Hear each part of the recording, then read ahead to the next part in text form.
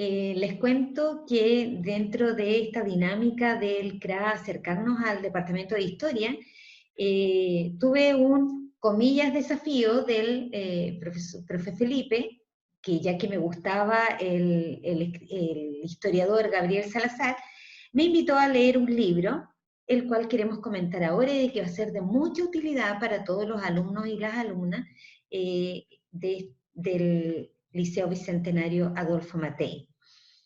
Contarles que el libro es de Gabriel Salazar. Gabriel Salazar es santiaguino, estudió Historia y Geografía, Filosofía y Sociología, y actualmente es profesor de la Escuela de Derecho de la Facultad de Ciencias Sociales de la Universidad de Chile. El libro del que vamos a hablar hoy día fue escrito hace 9 años atrás y se llama En el nombre del poder popular constituyente siglo XXI. Entonces, profe Felipe, un libro que me gustó y que agradezco que me haya hecho leer, un libro que, como le dije anteriormente, yo no me habría comprado, pero ¿por qué es importante que nuestros alumnos y alumnas, y en general los jóvenes de hoy, deberían leer? ¿Qué crees tú? Bueno, muy buenas tardes a todos. Les presento el libro, la portada, por si es que no la conocían. ¿Por qué leer este libro? Primero que todo, este libro se circunscribe, se conoce en lo que es el ensayo histórico, que es un tipo de escritura donde tú vas dando tu opinión utilizando los datos históricos para fundamentarla. Mucho de lo que nosotros leemos en historia, mucho de lo que se habla en opiniones, es a modo de ensayo histórico, por lo tanto, es algo ya conocido, quizá poco leído, pero sí conocido en nuestro cotidiano. ¿Y por qué leerlo? Porque es una opinión fresca de la historia de Chile, es desde una perspectiva de la historia social, y es una invitación a pensar nuestra historia desde el presente, comprendiendo que no podemos interpretar el pasado a partir del presente, pero el pasado nos ayuda a comprender dónde estamos parados hoy día. Si miramos el contexto más reciente, el año pasado comenzamos a vivir en Chile lo que se conoce por el estallido social, o las revueltas populares, o el nombre que le queramos poner. Yo creo que el tiempo nos dirá cuál va a ser el mejor nombre para esto, pero comenzamos a vivir un proceso que al final se terminó desencadenando en la necesidad de discutir ciudadanamente si se aprueba o se rechaza cambiar la constitución.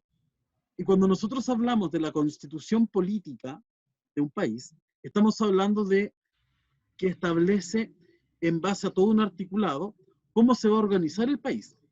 Y Chile ha tenido 3 grandes constituciones que se han aplicado y algunas más que han sido ensayos o que no han entrado en vigencia.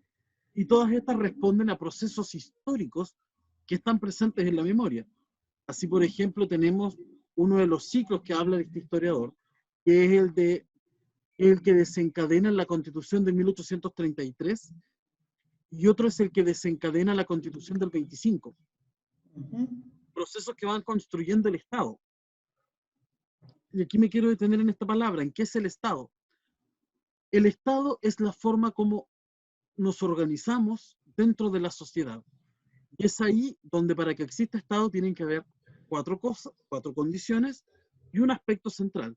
Y son simples: territorio, población, una carta fundamental y un aparato que ejerza el control y la regulación de esa ley. Y tiene que haber un grupo que haga cargo de esa ley, que son los ciudadanos chilenos. ¿Por qué importa tanto el Estado? Y esta es una materia que los estudiantes de primero y segundo medio abordan en clases. No es algo que se hace en el aire. ¿Por qué importa?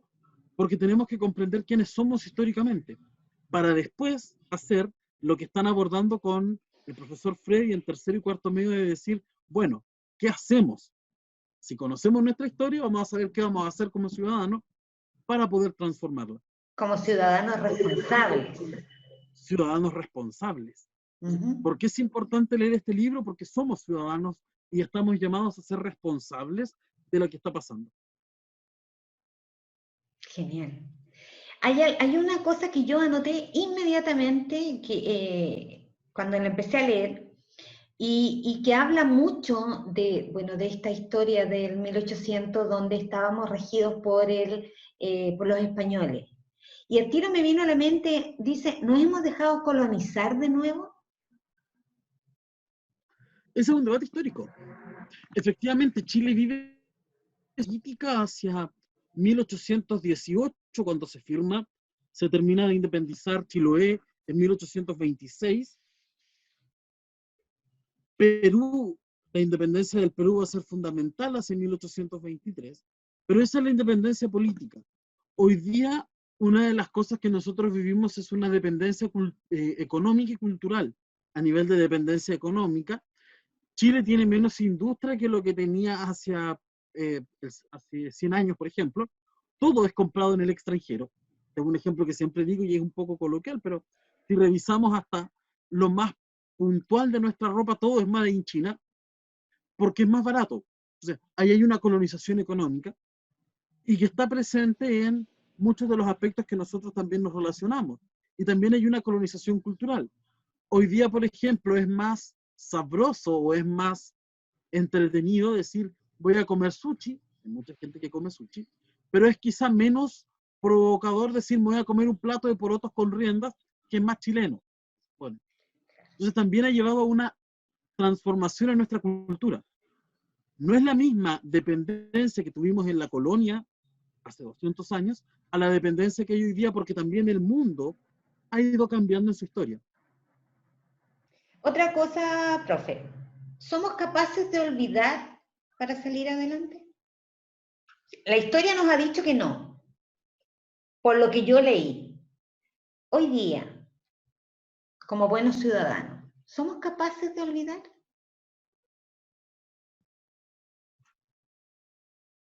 ¿O crees que no deberíamos olvidar? Es que la historia, si hay algo que nos enseña, es a tener opinión propia. Y Ya. en mi opinión, yo creo que los chilenos tenemos un problema de falta de memoria. Perfecto. Como no sabemos quiénes somos, tenemos confusión en de dónde venimos y qué ha pasado en nuestra historia, cometemos aberraciones eh, como por ejemplo olvidarnos del pasado, desvalorizándolo, no nos interesa, no lo conocemos. No digo que uno tenga que leerse 10 enciclopedias de historia de Chile, sino valorizar lo que eso significa. Valorizar, por ejemplo, que en un caso personal, por ejemplo, mi abuelita nació en la década del 30. Ah, ¿sabes qué? En la década del 30 Chile está viviendo la crisis económica de 1929, o sea, hay una relación histórica. O sabes qué?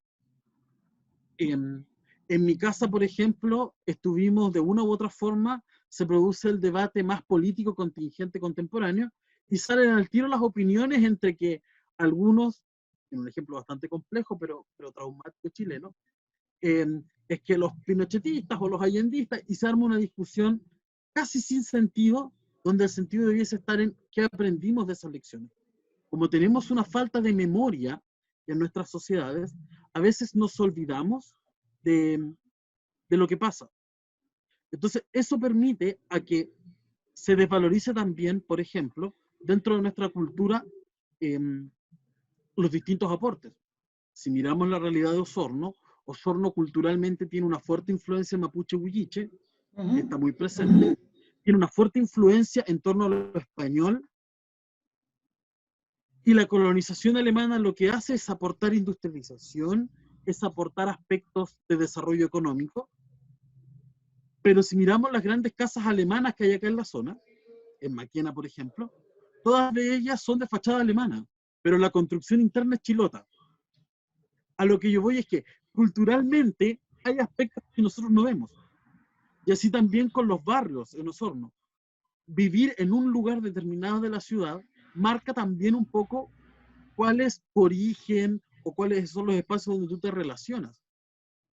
Eso es un efecto de la memoria. Y de ahí a cosas más profundas también, como entender, por ejemplo, problemas que se han dado en el pasado que no se pueden repetir, como por ejemplo las violaciones a derechos humanos, que no es un tema del pasado o no es un tema de privilegio de unos o perjudicar a otros, sino que es un problema de la humanidad. Y llegamos al problema de la historia, que la historia es conflicto. Y lo que hace al escribirse la historia es ubicarnos en algún lado del conflicto. Por eso la historia es subjetiva y por eso somos nosotros, lo digo de manera muy sencilla, pero somos nosotros los que vamos haciendo la historia en nuestro cotidiano.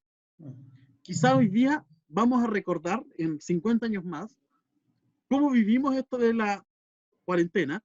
Van a salir anécdotas, van a salir historias, quizá se va a recordar alguna u otra persona que haya fallecido, pero va a estar presente, por lo menos en nuestra memoria cuando la contemos.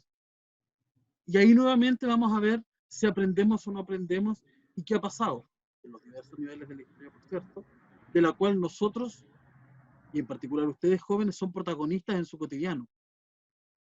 ¿Por qué elegiste, profe, este libro para retomar, porque de acuerdo a lo que ya conversamos, cuando se retome, no sé, mayo, junio, julio, agosto, cuando sea, ¿por qué crees indicado que este es el libro con el que vas a trabajar con los alumnos de primero y segundo medio? Creo que es un libro indicado porque nos abre la puerta a preguntas. Si bien es cierto, puede parecer en un principio un lenguaje un poco más complejo. Tenemos un problema del uso de lenguaje en Chile y que es bastante grave, pero creo que es un libro pertinente para empezar a hacernos las preguntas que corresponden de acuerdo a nuestra etapa.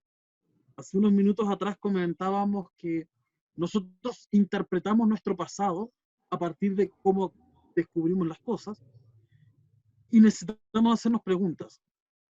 Necesitamos preguntarnos, por ejemplo, en por qué yo vivo en el barrio donde vivo o, o por qué tal sociedad tiene tal forma de organización, por qué Chile es un Estado nacional organizado en una república. Y desde lo simple a lo complejo y desde lo más difícil a lo más simple, siempre vamos a ir entendiendo nuestra historia a partir de lo que nosotros nos preguntemos. Genial, profe. Te invito a que igual volvamos a tener un acercamiento así. Creo que es súper importante no solo para nosotros comunicarnos, porque nosotros igual estamos complicados en nuestras casas y quisiéramos retomar como la, comillas, normalidad, cosa que ya no va a ser normal. Te invito a que hablemos la próxima semana o en unos días más de otro libro y por ahora dejemos este desafío para los alumnos, que se impregnen primero de Gabriel Salazar y segundo de este libro En el nombre del poder popular constituyente siglo XXI. ¿Te parece? Sí, Un perfecto. abrazo, Felipe, que estés Un bien. abrazo igual que estés bien. Saludos, chicos.